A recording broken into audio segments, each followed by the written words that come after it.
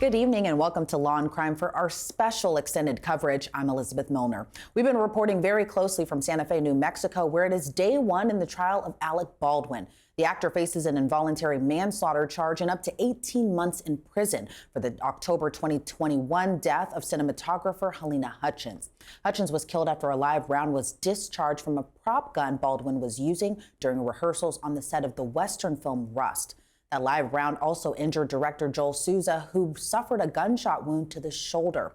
Armorer Hannah Gutierrez-Reed was convicted of that same charge earlier this year after a jury found her negligence played a role in the tragedy, and she was sentenced to the maximum penalty of 18 months in prison. While Baldwin wasn't responsible for loading his prop gun, he did have to follow firearm protocols in order to prevent injuries on set. So there are a few outstanding questions that the jury will have to consider. Was Baldwin negligent when using the prop gun, and did he act with total disregard for the safety of others? Baldwin was also a co-producer on the film, and prosecutors were originally allowed to use that as a part of their argument.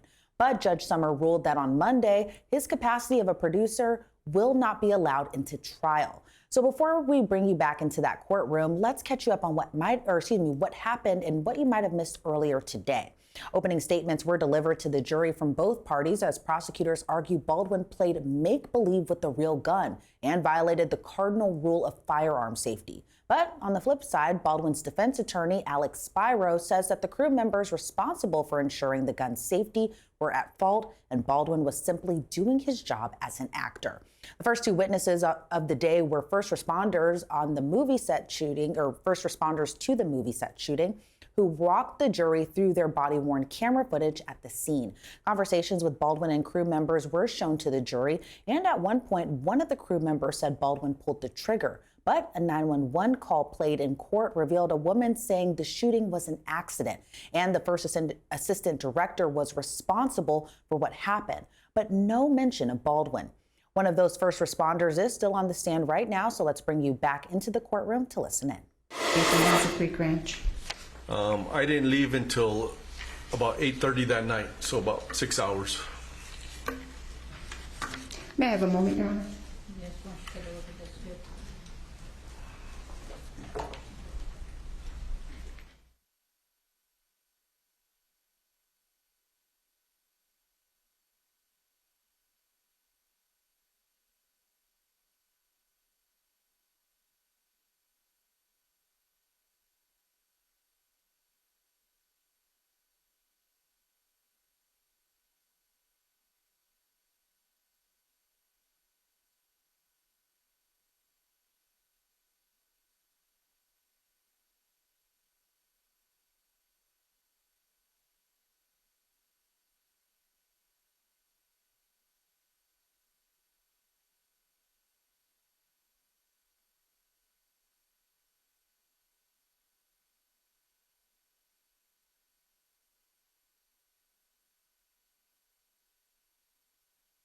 How long?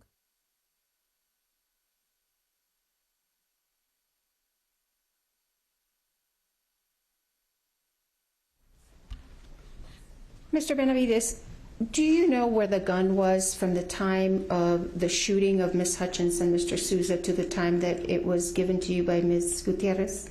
I do not.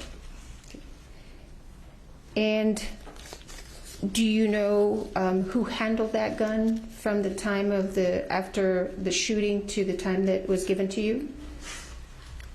I do not, other than Hannah handing it to me. May I have a moment, Your Honor?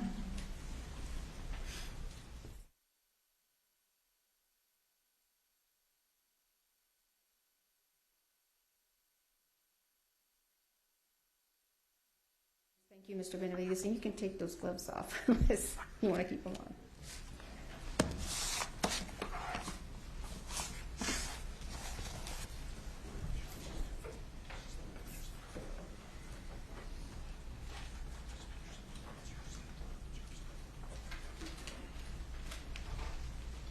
May I, Your Honor? Yes. Good afternoon, sir.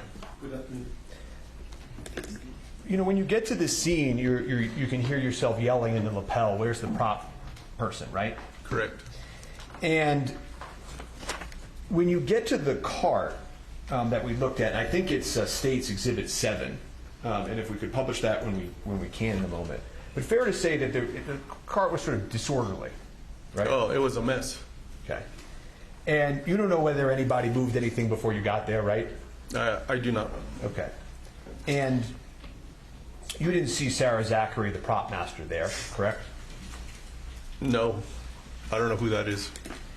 And so when you first get to the prop cart, you eventually sort of leave it and go back to going to deal with other things, right? Well, the gentleman that was there, he told me that the gun wasn't there. There was a lot of guns on that. There was a couple of guns on that cart, but he told me I have to take him for his word because I wasn't there. He told me that the gun used in the church was not there. Right, but there was, and you anticipated, there were other guns on that. That is correct. Okay. And you left those firearms and you left them there and you went to do what you did next, right? Correct. Okay.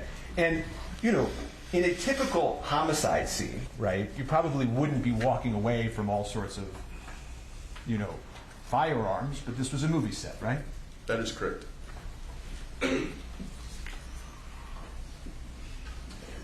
And an empty prop gun without live ammunition isn't going to hurt anybody, fair? I do not know, but Objection mischaracterizes the evidence. All right, we just got word that court is now on a recess. So what we're going to do right now is actually bring in our boots on the ground, and that is Miss Angenette Levy. Angenette has been on the ground for us in Santa Fe, New Mexico, getting an eye and a glimpse on everything that's going on inside that courtroom. And Angenette, welcome. Tell me a little bit about what's been going on today.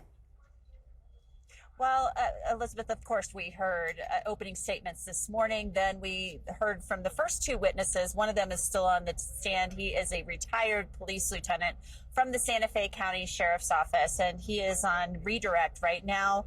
There have been a number of questions from Alec Baldwin's defense team about the investigation and the fact that the first call about this, the 911 call, referred to this as an accidental shooting. Also, apparently there was a lot of discussion about this being an accident from the very beginning. And I think that that's important because Alec Baldwin's team is focusing on that very intently, and the fact that there was no intentional act here by him to kill Halyna Hutchins. But he's not charged with that. And the prosecution kind of pointed that out on their redirects of both of these witnesses, that he's not charged with a crime that requires intent. He's charged with involuntary manslaughter, and he's accused of being negligent with a firearm. So it's very interesting to watch the prosecution examine a witness such as retired Lieutenant Tomatillo Benavides about his handling of the crime scene and people possibly calling this an accident, which the prosecution, I would contend, probably thinks it's an accident as well. But for some reason, the defense in this case thinks that calling this an accident and reminding the jury constantly that this was referred to as an accident is an important point for them. And maybe we'll find out why as the days move forward and the testimony moves forward. But it's been interesting to watch them question the police officers about their response, why they did what they did. Obviously, they're painting a picture, the defenses, of a chaotic scene where these law enforcement officers show up. Hannah Gutierrez-Reed is placed in a cruiser so she can be questioned by detectives, yet Alec Baldwin was not. So they're trying to point out some differences in how people were treated by the police on scene. And Angenette, you're inside the courtroom and you're seeing the jurors, you're seeing Alec Baldwin, you're seeing his family, as well as prosecutors and the defense attorneys in that courtroom. Talk to me a little bit about the jurors and their movements. Are they paying attention? Are they taking notes? What's kind of going on in the jury box over there?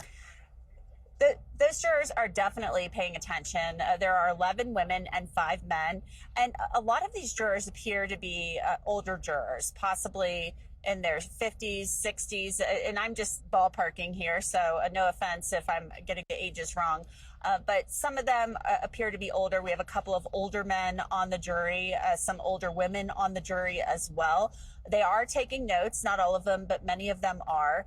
And they seem to be paying close attention and watching these body camera videos that are playing very closely as well. So I find it interesting too. Alec Baldwin, at times, you know, it's hard for me to see. I'm sitting in the gallery, but I do see him at times kind of leaning his hand on his fist like this. You know, these days in court can be long and they can wear on you. His wife, Halyna, is very tuned in to what is going on. She's looking up at the monitors and looking at the videos, listening intently to the testimony, as is his brother, Stephen Baldwin. So there's a captive audience here. And Angenette, as we're slowly getting towards the end of day one, who are we expecting to hear from towards the end of day one, as well as possibly heading into tomorrow? Well, I think we may still continue to hear from more law enforcement, and it looks like they're starting at the very beginning of this story, and the beginning starts with the police response. So we're probably going to hear a little bit more about the police response, possibly then the medical examiner, and maybe even one of the detectives involved in the case, because it looks like they're starting in chronological order. We had Deputy LaFleur take the stand first, and then Lieutenant Benavides, who was his supervisor. He took custody of the Colt 45 and the prop cart, two very important key pieces of evidence in this case. And then we're, I think, going to probably, if we're moving in chronological order, we're talking interviews, police interviews next. So maybe we'll hear from Alec Baldwin's police interview very soon, which that's about an hour long or so. All right, Angenette, thank you so much. We really appreciate it. And we know you have to head back inside that courtroom, so we're going to go ahead and sign you off right now. But thank you again for your analysis, and thanks for being inside that courtroom to give us that inside look in that Santa Fe courtroom. Thank you, Angenette. All right, see you later. All right, we're going to take a quick break here at the Law&Crime Network, but much more in the Rush trial on the other side. Stay with us.